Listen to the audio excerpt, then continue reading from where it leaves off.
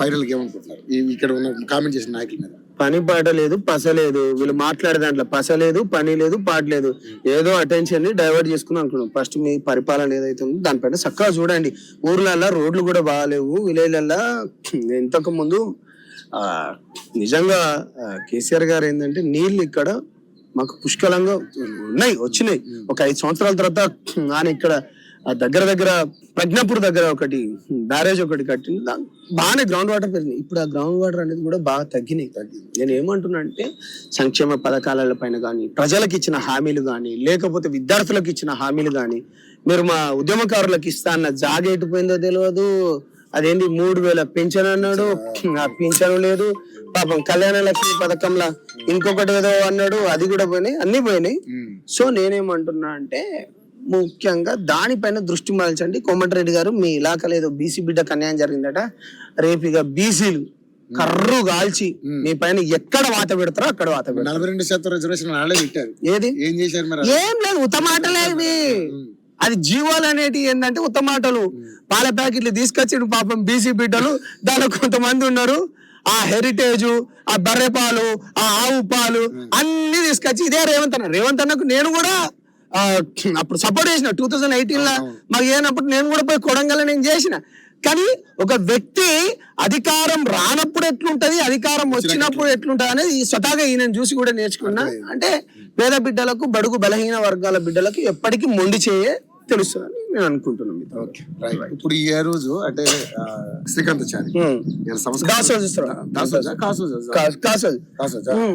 ఆయనది సంస్కరణ సభ ఏదో జరుగుతా ఉంది. ఇప్పుడు ఆయన గురించి చర్చించుకుంటా ఉన్నారు. అంటే ఆయన తెలంగాణ కోసం అమరుడై శ్రీకాంతాచారి. మరి ఈ రోజు మరి తెలంగాణ గవర్నమెంట్ వచ్చిన తర్వాత 10 ఏళ్ళు వచ్చిన తర్వాత కూడా వాళ్ళకి చేసింది ఏమి లేదు, ఆ కుటుంబానికి చేసింది ఏమి లేదు. ఇప్పుడు ఈ గవర్నమెంట్ లో అయినా ఏమైనా చేస్తారంటే వీళ్ళు కూడా ఏం చేసింది ఏమి లేదు ఆ కుటుంబానికి. అప్పుడు కనీసం ఒక ఎమ్మెల్సీ ఇచ్చి కూడా గౌరవించుకోలేకపోయారు ఆ తల్లికి, ఎవరు వాళ్ళ అమ్మకి. సో ఫస్ట్ అమరుడు ఆయన. సో ఏంటి ఈ సందర్భాన్ని గుర్తు చేసుకోండి. మళ్ళీ ఇదంతా టాపిక్ మీరు రవి గారు, మీరు ఆల్రెడీ ఇక్కడ చాలా చాలా సందర్భాల్లో తీసుకున్నారు. కానీ ఏం చెప్పమంటారు వీళ్ళ గురించి? రాజకీయ నాయకులు అనేది ప్యూర్లీగా రాజకీయ నాయకులు అనేది తెలుసుకున్నారు. ఇక్కడ మేము ఏంటంటే తెలంగాణ ప్రాంతాల్లో ఎట్లుంటా అంటే మేము ఎవరైనా సరే, నువ్వు తెలవనోనివైనా సరే, బిడ్డ తిన్నావా, తాగినవా, నీకు ఆకలితోనున్నా తీసుకొచ్చి అన్నం పెట్టే జీవులం మేము తెలంగాణ ప్రాంత బిడ్డలో. అనేక సందర్భాల్లో అనేక మంది రెస్పెక్ట్ ఆఫ్ మేము ఎవరైనా పర్లేదు రా బిడ్డ అని హక్కునే చేర్చుకున్నాం. అట్లా ఆయన ఎత్తుకున్నాడు కాబట్టి ఆయనకు రాజ్యం ఇచ్చినాం. ఆయనకు రాజ్యం ఇస్తే మా గొంతులను అయితే బాగా కోసిండు బ్రదర్, భయంకరంగా కోసిండు. ఎప్పుడైనా రాజ్యం అనేది ఇంపార్టెంట్. ఇప్పుడు నిజంగా ఏంటంటే దళిత బిడ్డలలో కావచ్చు, లేకపోతే గిరిజన బిడ్డలలో కావచ్చు, లేకపోతే బహుజన బిడ్డలలో, ఉన్నత వర్గాల్లో పేద బిడ్డలలో కూడా చాలా మంది ఉన్నారు. వాళ్ళకు కూడా ఈడబ్ల్యూఎస్ అనేది కూడా వాళ్ళకు కూడా రిజర్వేషన్ వచ్చింది. నేనేమంటున్నా అంటే ఇప్పుడు రిజర్వేషన్ అందరికి ఉన్నది, ఒక్కరికి లేదని కాదు.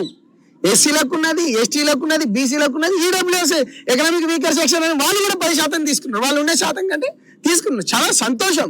నేను ఏమంటున్నా అంటే ఇప్పటికైనా ఏడుపొక్కటి బంద్ చేయాలి. రాజ్యం అనేది చాలా ఇంపార్టెంట్. అల్టిమేట్ రాజ్యాధికారమే పనిచేస్తుంది. రాజ్యంతోనే అన్ని జరుగుతాయి. ఎందుకంటే రాజ్యం వాడి చేతిలో మేము ఇచ్చినాం కాబట్టి ఈ బిడ్డలకు అన్యాయం జరిగింది నిజంగా. ఎందుకంటే ఆ రోజు శ్రీకాంతాచారికి పెట్రోల్ పోసుకున్న తర్వాత అగ్గిపెట్ట దొరుకుతాయి, కానీ అనేక మంది రాజకీయ నాయకులలో సోకాళ్ళు అనుకున్న వాళ్ళకి అగ్గిపెట్టలు దొరకవు, లైటర్లు దొరకవు, ఏమీ దొరకవు. అంటే రెచ్చగొట్టడాలు ఒక మంచి స్ట్రాటజిక్ గా చేసింది తెలంగాణ ప్రాంత బిడ్డలు. ఏంటంటే ఇప్పుడు మొత్తం తెలుసుకుంటాడు ఎవడు దొంగ, ఎవడు మంచోడు, ఎవడేంది పోవాలని. చాలా మంది బీసీలకై కూడా గొంతెత్తుతున్నారు. దాని తర్వాత ఎస్సీలలో కూడా మార్పు వస్తుంది, దాని తర్వాత ఎస్టీలలో మార్పు వస్తుంది. అదేవిధంగా